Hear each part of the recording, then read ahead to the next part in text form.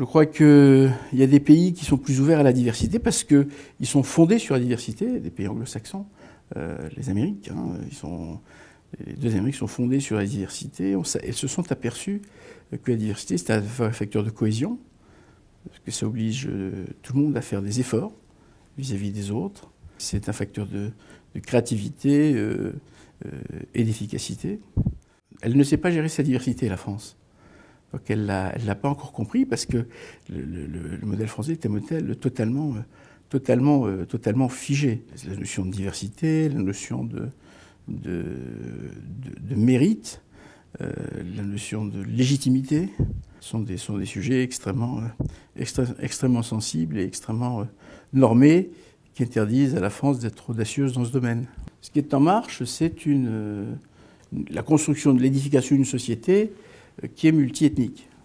Ça, c'est extrêmement clair, avec des citoyens qui ne sont pas seulement qui peuvent dire autre chose que mes ancêtres sont des Gaulois. Mes ancêtres sont des Gaulois, c'est une évidence et c'est une vérité historique, mais depuis, on a d'autres ancêtres. Je pense que le peuplement de la France depuis un demi-siècle est une variable essentielle dont il va falloir tenir beaucoup plus compte, parce que la diversité de ce peuplement, elle va sauter de plus en plus aux yeux des gens. Ça, c'est en marche, cette société-là. Deuxièmement, est-ce qu'il y a une plus grande ouverture à la question de la diversité ? Je crois que oui, notamment chez les jeunes.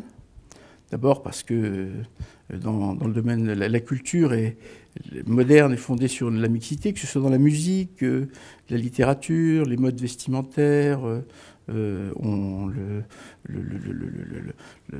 les échanges humains, ils n'ont jamais été aussi divers et il n'y a jamais autant de brassage.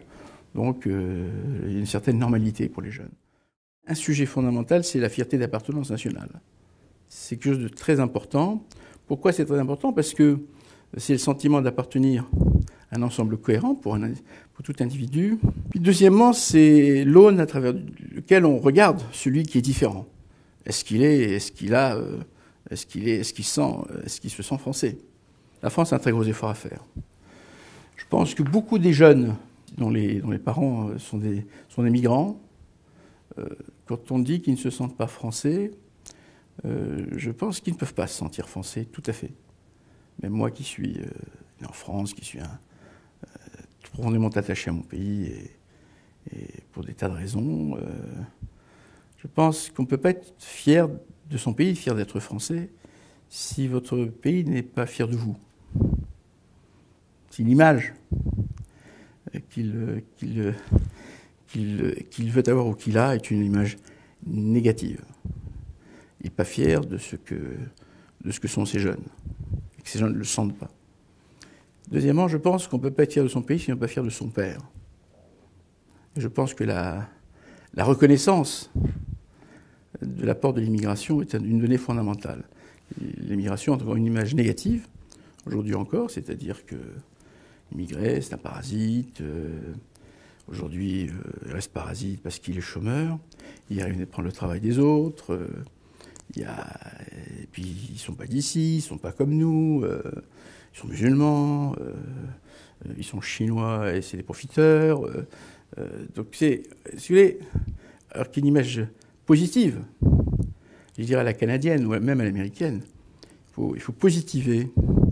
Très important de positiver ce que nos pères ont apporté à ce pays, au plan culturel, au plan du travail, au plan de la défense des valeurs. Je rappelle, les Maghrébins, par exemple, ont libéré la France et l'Europe de l'Allemagne génocidaire. C'est un fait historique. Tout ça, c'est pas valorisé, donc c'est même profondément occulté. Je crois que c'est des vrais sujets, et puis il faut avoir le courage de les regarder en face.